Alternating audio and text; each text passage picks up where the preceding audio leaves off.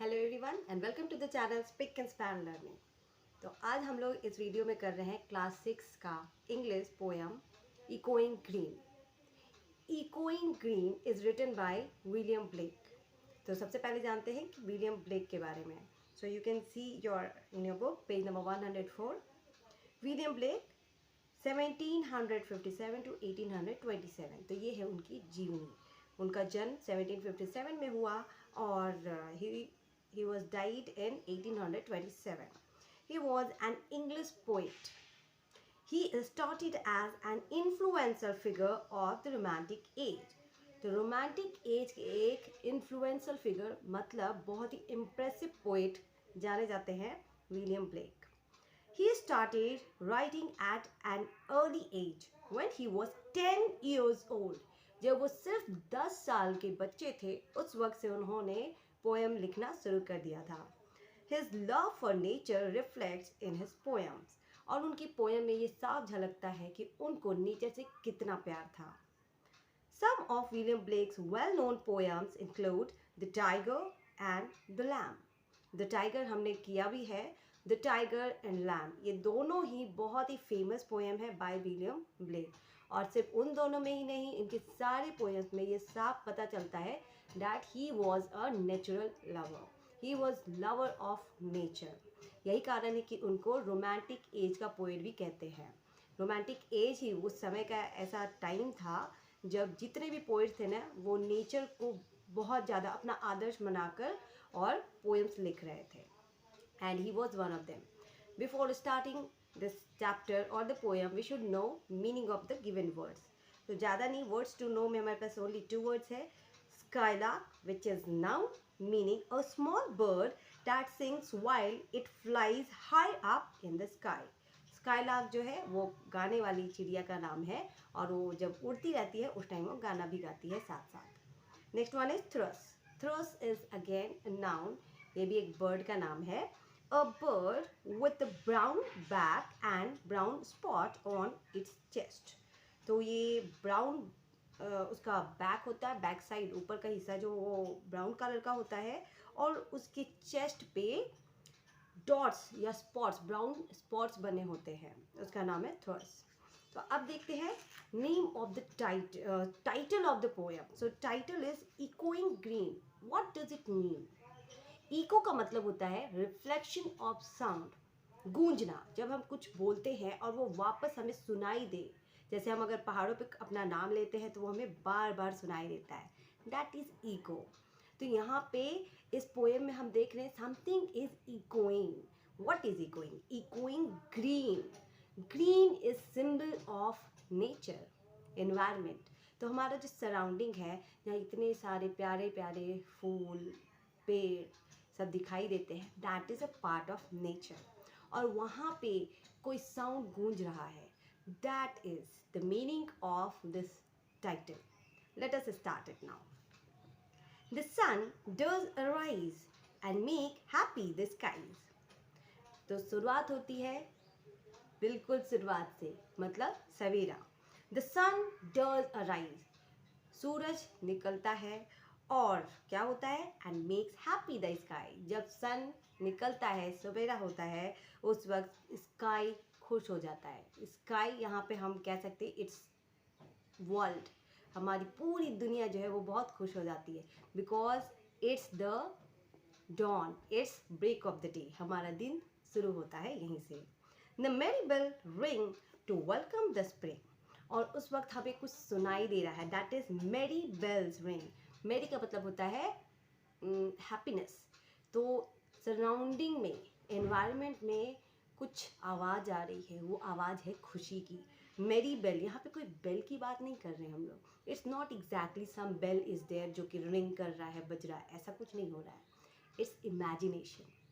जैसे हम लोग सुबह उठते हैं, अगर बहुत जल्दी उठते हैं तो हमें चिड़ियों की आवाज़ सुनाई देगी, तो उसी तरह से ये एक इमेजिनेशन है कि जब सवेरा होता है, सूरज निकलता है, उस वक्त एक खुशी की लहर है चारों ओर, और वही है मेरी बेल।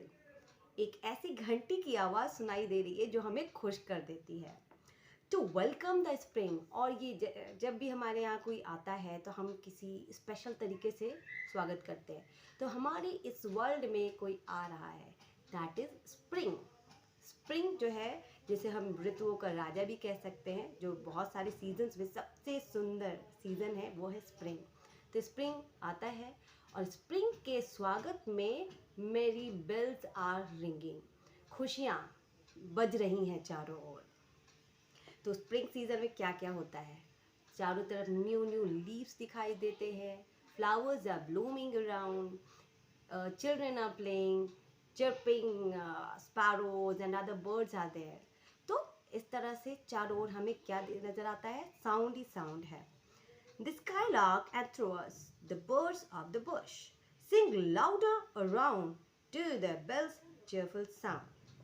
तो यहाँ पे दो example, it is not that only skylark और थ्रोट्स के बारे में हम बात कर रहे हैं, but these are the examples कि बर्ड्स जो हैं, सारे बर्ड्स उस टाइम क्या कर रहे हैं। The birds of the Bush, skylark हो या थ्रोट्स हो जो कि स्काई में उड़ रहे हैं, या कोई और बर्ड जो कि बुश में जाकर बैठी हुई है, वो पेड़ की शाखाओं पे बैठी है, छोटे छोटे पौधों के बीच में बैठी है, वो सारी मतलब हर तरह के बर्ड्स जो है they are singing louder around, बहुत ही एकदम जोर से उनकी आवाज गूंज रही है। To the bells cheerful sound, ये जो बेल, जो मेरीमेंट चारों ओर छाया हुआ है, जो हैप्पीनेस है, उसके साथ अपना सुर लगा रही हैं ये बर्ड्स भी।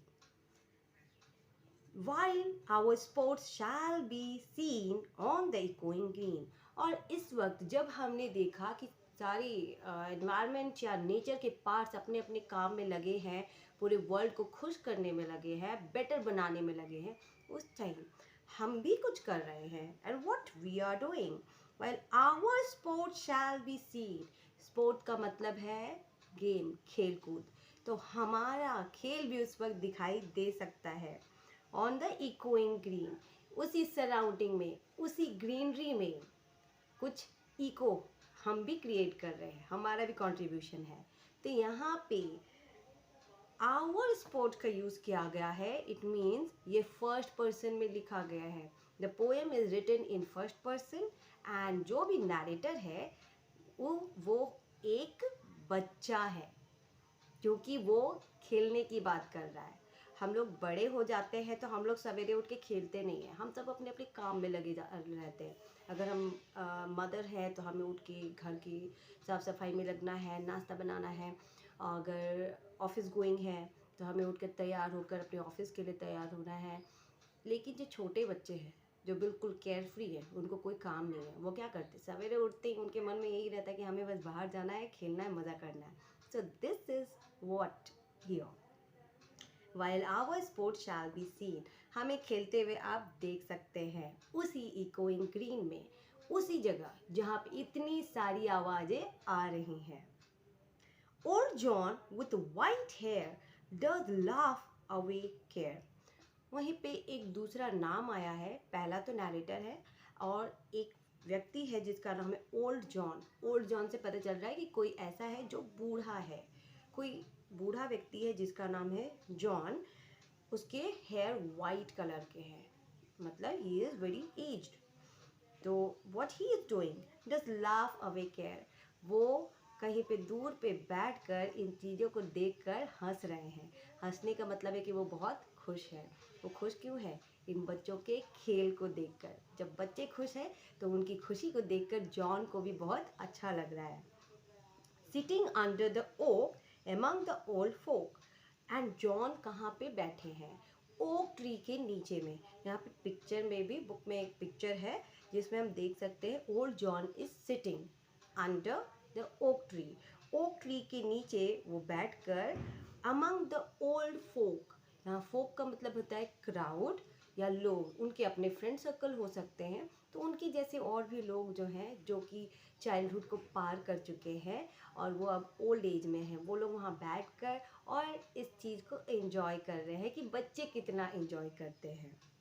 They laugh at our play and soon they all say, और सब लोग हमें देख के बहुत खुश हो रहे हैं, हंस रहे हैं और साथ साथ कुछ कहते भी हैं. What they say? Such were the joys when we all, girls and boys, in our youth time were seen on the echoing green. और वो कहते हैं कि हाँ बिल्कुल ऐसा ही, सच वर जॉय, ऐसी ही खुशी थी उस टाइम. वेन वी ऑल, जब हम सब भी, हम क्या थे, हम बॉय थे, हम गर्ल थे, मतलब हम लोग छोटे बच्चे थे. जब हम लोग भी छोटे छोटे बच्चे थे, हम इतने बूढ़े नहीं थे, हम लोग में से हम बॉय थे, गर्ल थे, that time in our youth time. तो यूथ टाइम का भी मतलब यही है, just opposite of old time. तो अब वो ओल्ड हो चुके हैं, वो अपने पुराने दिन को याद कर रहे हैं कि when we were young, that time हमने क्या किया था, हम भी बिल्कुल ऐसे ही एंजॉय करते थे. ऑन द इकोइंग ग्रीन, इसी तरह इकोइंग ग्रीन में मतलब चारों ओर जहाँ पे एकदम नॉइज है चारों तरफ, और ये नॉइज़ बहुत ही अच्छा वाला नॉइज़ है, हैप्पीनेस क्रिएट कर रहा है वो चारों ओर. तो ऐसे वाले नॉइज़ में हमने भी अपना कंट्रीब्यूशन दिया है कभी. Till the little ones very no more be merry, और जब तक ये छोटे छोटे बच्चे जो खेल खेल के थक जाते हैं, वेरी का मतलब होता है थक जाना, टायर्ड. जब तक ये बच्चे थक जाते हैं, नो मोर कैन बी मेरी, तब उसके बाद और कोई खुश नहीं हो सकता है. मतलब दिन भर इन बच्चों का कोई काम है ही नहीं. वो सवेरे उठते हैं, सवेरे सूरज के उगते ही वो बाहर निकल जाते हैं, खेलते रहते हैं, सारा दिन खेलते हैं, खेलते खेलते खेलते शाम हो जाती है, वो थक जाते हैं. और जब वो थक जाते हैं तब आगे कोई खुशी नहीं मना सकता, क्योंकि इनका थकना मतलब पूरे वर्ल्ड का थकना है. द सन डज डिसेंड, जैसा मैंने कहा बच्चों के आगे फिर और कोई नहीं हो सकता. इवन द सन जो कि राइज हुआ था, अब वो डिसेंड हो रहा है. डिसेंड मतलब घटना या कम होना. यहाँ पे मतलब है सूरज का डूबना. अब शाम का समय होता जा रहा है. The sun does descend and our sport have an end. तो जब शाम हो जाती है, अंधेरा छाने लगता है, तो फिर हमारा स्पोर्ट्स भी ख़त्म हो जाता है. ये बच्चे, ये जो नैरेटर है, नैरेटर इज सेइंग कि हमारा खेल अब ख़त्म हो रहा है, अब हम सब टायर्ड हो गए हैं, अब इससे ज़्यादा नहीं खेल सकते. तो शाम हो गया और बच्चे अपने अपने घर जाते. स्पोर्ट्स हैव एंड, स्पोर्ट्स ख़त्म हो गया, अब कोई खेल कूद नहीं है. Round the lap of their mother many sisters and brother. Round the lap, mummy की गोद में, मम्मी की गोद में अब सारे बच्चे पहुंच जाते हैं with their sisters and brothers. ये जो बच्चे खेल रहे हैं उनके और भी सिबलिंग्स भी हैं, भाई हैं, बहन हैं, वो सब मिलकर अपनी अपनी मम्मी के पास पहुंच गए हैं. Like birds in their nest are ready for rest. जैसे कि शाम होते ही सारी बर्ड्स अपने अपने नेस्ट में चली जाती हैं और वहाँ पे आराम से सो जाती है, रेस्ट करती है. उसी तरह ये छोटे छोटे बच्चे अपने भाई बहन के साथ सब मिलकर अपने मम्मी के पास पहुँच जाते हैं और उनके लैप में आराम करते हैं, जैसे कि वो भी बर्ड्स हो और मम्मी की गोद नेस्ट हो. And spot no more seen on the darkening green.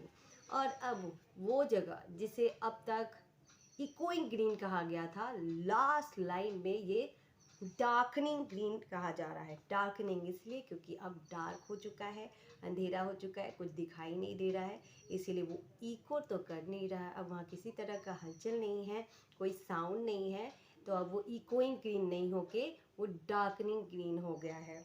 और अब उस डार्कनिंग ग्रीन में किसी तरह का कोई स्पॉट नज़र नहीं आ रहा है. तो यहाँ पे ये पोएम ख़त्म होता है. Now what is the short form और समरी ऑफ इट. तो हम इसे ठीक से समझते हैं.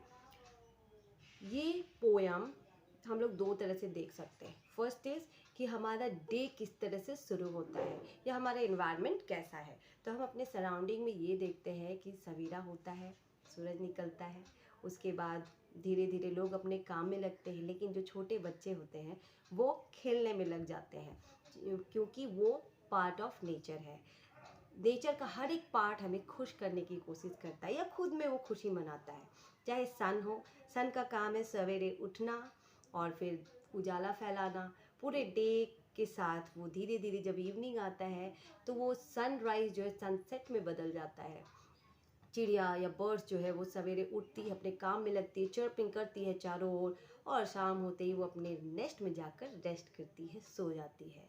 इसी तरह बच्चे भी घर से निकलते हैं सवेरे से पूरा एकदम एनर्जी के साथ, खेलते कूदते हैं, इधर उधर गिरते दौड़ते फाड़ते हैं और फिर लास्ट में थक कर अपनी मम्मी की गोद में जाकर सो जाते हैं। अब दूसरी ओर हम इसे सीरियस मोड में भी देख सकते हैं। It is about our life. ये किसी एक दिन की कहानी नहीं, ये ह्यूमन लाइफ की कहानी है। हम सभी का जन्म होता है इसी तरह। जब हम इस दुनिया में आते हैं तो चारों ओर खुशी मनाई जाती है, हम सब बहुत खुश होते हैं और हम अपनी ज़िंदगी में इसी तरह खेलते कूदते एनर्जी के साथ आगे बढ़ते हैं। हम छोटे हैं, चाइल्ड हैं, धीरे धीरे बड़े होते हैं। जैसे कि डे आता है तो थोड़ा सा बर्डन, हैवीनेस लगता है, उसी तरह जब हम बड़े होते हैं तो थोड़ा सा हैवीनेस हमें आता है। फिर हम काम करते करते थक जाते हैं। फिर वो जो इवनिंग वाला टाइम है, इसका मतलब हम ओल्ड जॉन बन जाते हैं। पहले हम छोटे बच्चे होते हैं लेकिन हम बड़े होकर ओल्ड एज में पहुंच जाते हैं और फिर हम उसी चीज़ को याद करते हैं, like I was also a child once, और मैंने भी इस तरह इंजॉय किया था। तो लाइफ ऐसी ही है। फिर आगे चल के वो ओल्ड एज जो है डार्कनिंग ग्रीन में बदल जाता है। मतलब जिस ग्रीनरी में हम इको फैला रहे थे, हम पूरे लाइफ कुछ ना कुछ वर्क कर रहे थे, अब हमारा डेथ के साथ ये जो पूरा वर्ल्ड है जो इको कर रहा था वो साइलेंट हो जाता है और हमारे लिए वो डार्क हो जाता है। यहाँ डार्कनिंग का मतलब होता है एंड ऑफ लाइफ। तो this poem tells us about story of human being, ये कैसे हमारा बर्थ से लेके हमारे डेथ तक का सफ़र है। I hope you have understood this poem. If yes, kindly comment. Thank you.